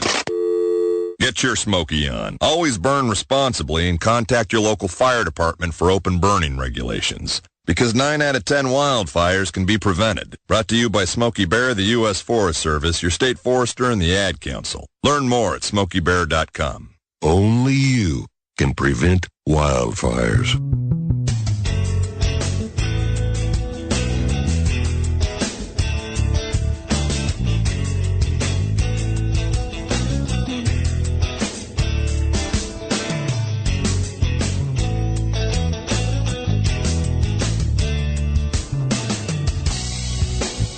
And welcome back to After Hours AM. I'm your host, Joel Sturgis, right along with me, Eric Olson. And we're having a great discussion with author of Ghosts of the Grand Canyon, Brian James Martinez. And you're right smack dab in the middle of a really fascinating tale when we had to take a break. So we would love it if you just continue right where you're left off. Your wife's spirit protector. Exactly. And have you had any interaction the ghost with ninja? Said. Oh, yeah. So my wife and I, we're both from the Los Angeles area originally, and that's where we met. And then not long after we got together, she moved in with me, and it wasn't too long after she moved in where I started getting some experiences myself. And so one of the first ones was when it was around midnight, I would say, a few years ago. I went to the kitchen for like midnight snack, maybe get some cookies or something. Sure. So I go into the kitchen, get some Oreo cookies, get some milk, and I got the fridge door open, and then I hear the sound of feet like walking on carpet, and like I could feel like somebody walking out to the kitchen, and like I figured it was just her saying like, what are you doing eating so late? I was expecting to get an earful, and I closed the fridge door, and there's nobody there. And so I walked out of the kitchen towards the living room, and standing in my way is like this like perfectly formed 6-foot-tall black mass with broad shoulders staring at me. That's not creepy at all. That's not creepy Yeah. one bit. Oh my God! I would have ran, Brian. I would have vacated the house. Well, it was such a surprise. Like I stopped in my tracks because I was going to walk into it, and I stopped, and when I stopped and looked away, all of a sudden it's gone, and I'm like, whoa, what was that? Where did it go? And I was like, you didn't come into the kitchen, when I got cookies? She said, no, there was nobody outside. Tell me that freaked you out. Okay. That had to have freaked you out, running into this entity, staring at it. Tell me you peed a little or something. I mean, I would have gone crazy. No, I just can't believe I came like within an inch of like walking into it. So I just wonder what had happened if I made contact. Right. Well, I assume you told then, your wife about it, and what did she say? She said, you see what happens when you're with me? I would have said, hey, you're not getting my cookies. All right? Here's the deal. No cookies for you, Black Mass. And then a few days later, I was sleeping in bed, and I wake up. Here's this black mass leaning over me, watching me sleep. Oh, my God, Brian. Yes. So, I wake up. I see this thing bent over looking at me. I start punching the air, and then next thing you know, it dissipates. I couldn't explain that.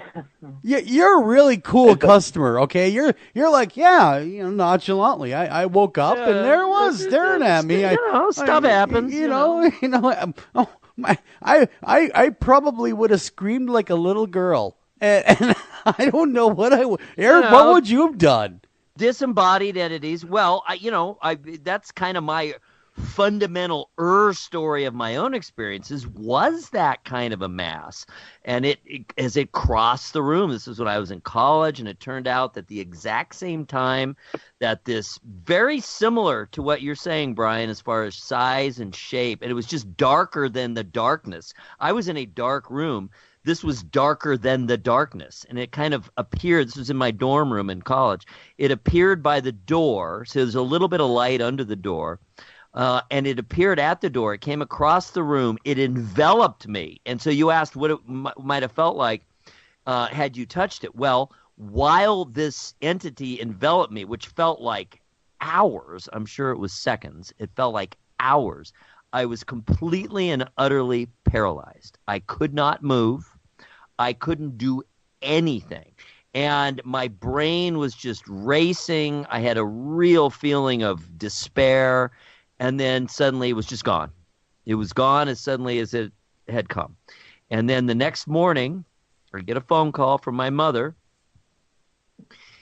And my grandmother, her mother, had died the night before at that exact time. And in fact, in San Pedro, California is where she was when she died. And we were in Ohio. And so my mother had the exact same experience that I had at the exact same time in the middle of the night that I had had. And my grandmother had died of a heart attack. So we talked to some people, we talked to the minister, of course, and just various other people. And there was kind of a consensus, because considering it exact same thing happened to both of us, my mother and I, that we had somehow shared in my grandmother's heart attack experience, and hopefully had taken away some of her pain or some of her, discomfort or fear, and that we had shared in it with her. If nothing else, that by sharing the experience, hopefully we had lessened, the negativity of having a heart attack and dying. Damn, so man. That was my experience with such an entity. I got one too, and it was, it was extraordinary. It's one of the tiny handful of the most indelible experiences of my entire life. Man, I got a strange one, very similar. I'm laying there, and I was probably in my early 20s. Yeah, I was in my early 20s, and I had roommates. You know how that is in your early 20s. You don't quite own a house yet, so you rent a place, and you have roommates. And I'm laying in bed, and this thing opens my closet door, walks out, and I would say it's probably about 4.5 feet tall, waves at me as if to say hello, and walks through the wall to the next room. The next room, I hear, "What the hell is that thing?" And I hear things being thrown. Oh, my goodness. And so I get on my bed. I go to the next room. I talk to a couple guys that was the living room. They said, "Dude, there's something weird in this house. Something just crossed the living room, and it sat next to me on the couch." "Oh, you saw it too?" "Yeah, what is this thing?" It turned out that there was a suicide in that particular home. And I can only imagine that's what we were seeing was that individual. And unbeknownst to me, they committed suicide in that closet in the room I was staying in. Wow. Well, I'll tell you, it is so common that these things linger. When there is some sort of violent death, seems like especially suicide, but any kind of violent death.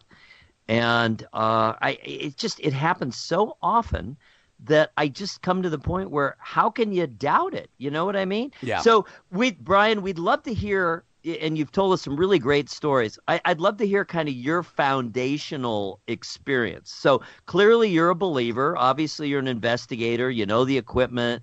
You wrote this book. You collected these tales. You not only talked to other people, but you clearly had your own and your wife's experience to draw from. What is your kind of fundamental experience?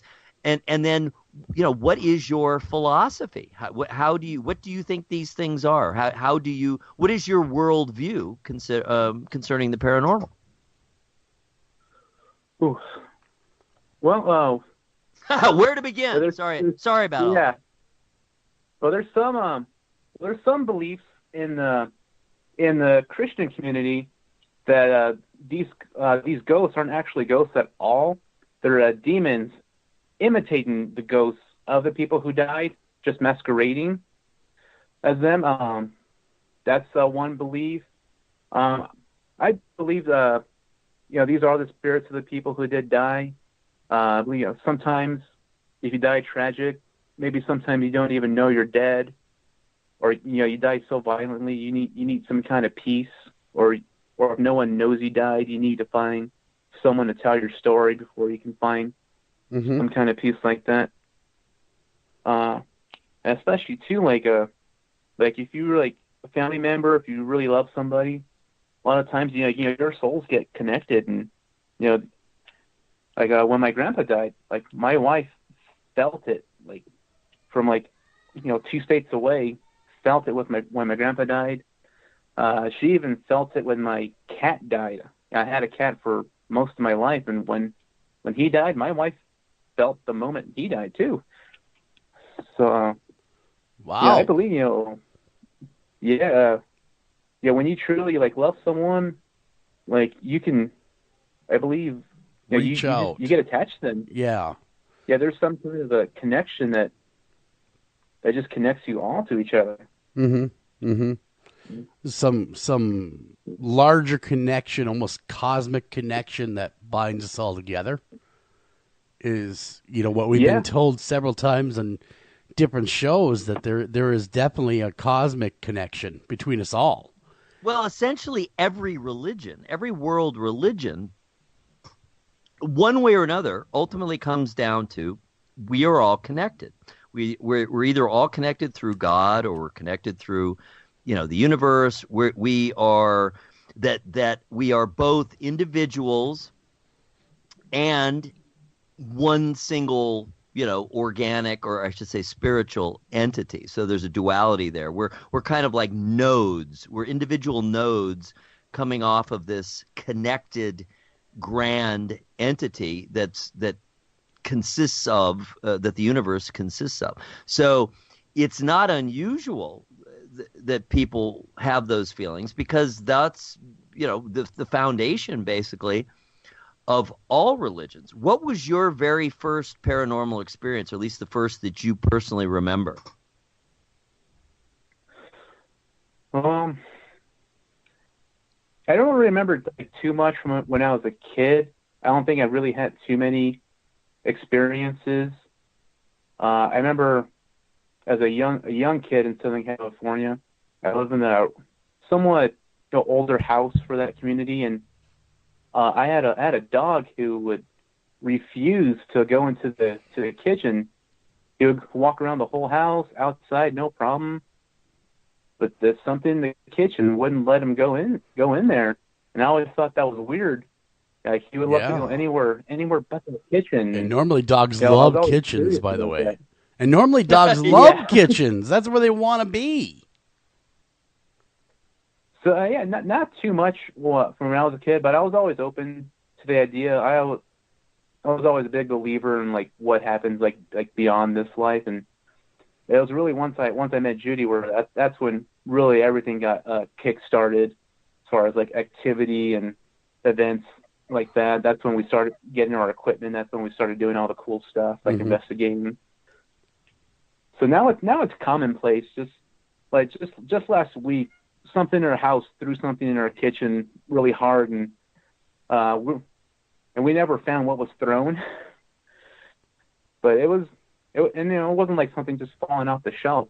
Something with some force just threw something against the wall, and it got our attention, but we never found what it was. Wow. So this is just normal for you and Judy. This is just normal everyday occurrences. Like, you don't even give it a second thought when something like that happens. Because we do bring in haunted objects and cursed items into the house. So we definitely invite spirits in. You live with the cursed items and haunted items? Yeah, we have a couple of old dolls that. Oh, not dolls. You didn't say dolls.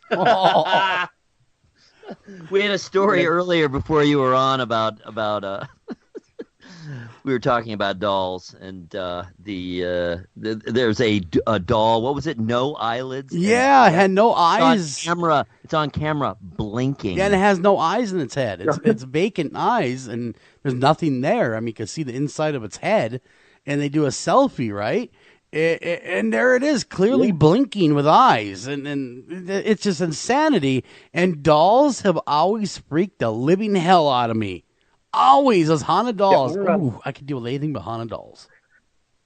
Our doll with our main spirit, or actually her facial expressions will change with her mood. So the doll can be smiling, and it's like a porcelain doll. So there's that face shouldn't be able to change, but it does. That face shouldn't be able to change. I like that. Yeah. He says matter of fact. I would have a storage locker with these in it, and I wouldn't live with them, and I would only view them during the day with the sun behind my back. So, tell us what happened with the doll. Well, so I was going to say, we have about I would say 3 to 5 regular spirits who kind of live with us and share our home. One of the newest ones we brought in is this wooden Cocopelli doll. Apparently, the spirit attached to that was an old trumpet player, a jazz player. And so we took this Cocopelli carving and try to do some investigating with it, see if we can get anything on our meters, any EVPs. Nothing was happening. And so I said, you know what? This guy was a jazz player. He played the trumpet. I'm going to play some I'm going to play some jazz music, and I get some trumpets going, see what happens. As soon as I start playing jazz music, our millimeters go haywire. We get activity on everything we got just from playing some music that this guy played when he was alive. Holy mackerel. All right, so we're down to only 10 minutes. It's going really quickly. You got a lot of great stories. Give us another really cool Grand Canyon story. Give us something from the book that people can look forward to, because, of course, we want people to buy your book. Of course. All right.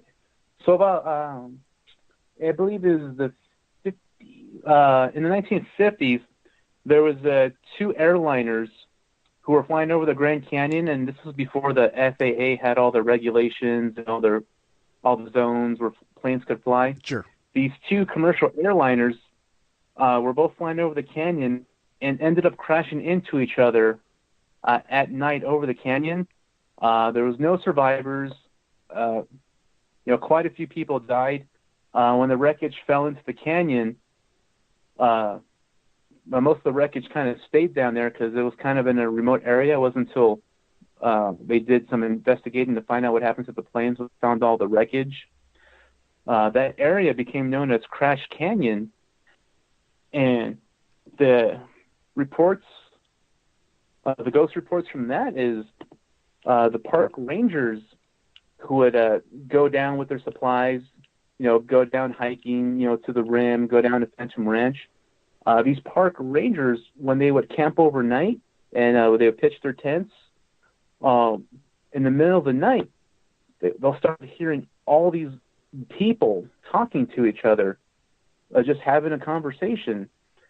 And a couple of the reports where this park ranger left their tent, started walking out to see what all the commotion was, and he sees dozens and dozens of people dressed in 1950s clothing just walking up the canyon trail like nothing ever happened, just talking to each other.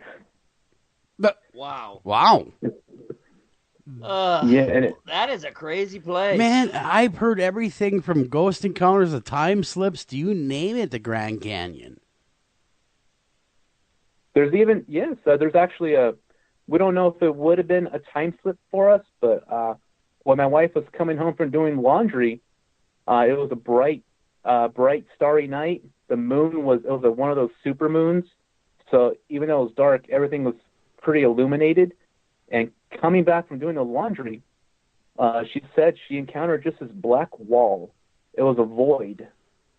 She could see the trailers to the side of her. She could see the trailers to the left. But like a wall, like 5 feet in front of her was just this mass, like a curtain, and she couldn't see the trailer. She couldn't see the trailer two units over. And so she always wondered what would have happened to her if she walked into that void. Would it have been like a portal to a different dimension? Would she have been sent back to a different time? But it was just a curtain, and so she just kind of stood back and let this thing dissipate on its own, and just kind of like the black masses that we've all run into, just a curtain just kind of dissipated, and then next thing you know, she could see everything again. It just formed out of nowhere. I think it was something was inviting her to walk through, and she didn't do it. That's probably a good thing. She's got a lot of self-control. Yeah. Yeah. That would be kind of more than kind of creepy. Do you ever get sick of all the paranormal activity around you? Is there ever a point where you just want to be left alone? No, I just hope they don't break any of my stuff. That's all I hope for. Just don't break my crap, all right? You can do whatever you want while you're here. Just don't break it and stay out of the bathroom while I'm in there. Yeah, because they've been pretty nice. Sometimes we'll get a mean one, come in, cause some trouble, but for the most part, everyone's pretty nice. We got like 4 or 5 like Ouija boards that we'll try and make contact every once in a while. Where do you live now? Where do you live now? And do you guys have a team or something? Are you an investigative team? So we moved down to Tucson. We did some investigating in the Tombstone area. That's for a different time, maybe a different book down the road. Mm-hmm. But right now, it's just me and her. We kind of investigate for fun. Like we'll go hiking on trails, or we'll visit like old abandoned buildings. We'll just try and find the historical spots. Just take our equipment, see what we can find. Yeah, it's kind of casual right now. We won't be having our own TV show anytime soon. Like all the ghost hunters. Do your ghost friends come with you on investigations? And if so, does that ever cause false positives for activity where you are? Sometimes we'll bring maybe a spirit or two along. Just throw them in the car, Yeah, one of the spirits is the story is she wasn't a young adult woman. She had some developmental issues, so we'll bring that spirit along just so she can have some fun. There's that old voodoo witch, I guess, that protects my wife. But, everywhere we hangs around. But everywhere we go, we don't always get the same results. Even with like spirits attached to her, they don't always like show up. It's kind of like they don't. Like they say, the ghosts don't work on demand. Yeah. They choose when they want to come to you. Yeah. So some days we can get a ton of evidence. We can get EVPs. We can get scratches on ourselves. We can get all this great evidence, and then some days we can get nothing. Deadsville. So I don't think the spirits with us kind of interfere in any way at all. It's just because there's so many out there. Mm-hmm. There's always someone new to meet. Yeah, it's a great big afterlife, and All right, we're running out of time, down to the last few minutes. It's gone really quick. Great guest. Really appreciate it. Excellent book. Tell people how to get a hold of the book. Give us the name. Where can they track it down, and how can they get a hold of you? Okay. So the title is Ghosts of the Grand Canyon, Personal Encounters That Will Have You on the Edge. Currently, it's available through Amazon, Barnes & Noble, any outlet online.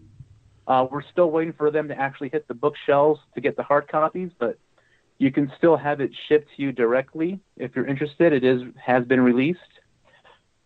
My wife and I, we have Facebook, so if you search our first name, Judy or Brian James Martinez, you can easily find us there. We'll be happy to answer any paranormal questions you might have.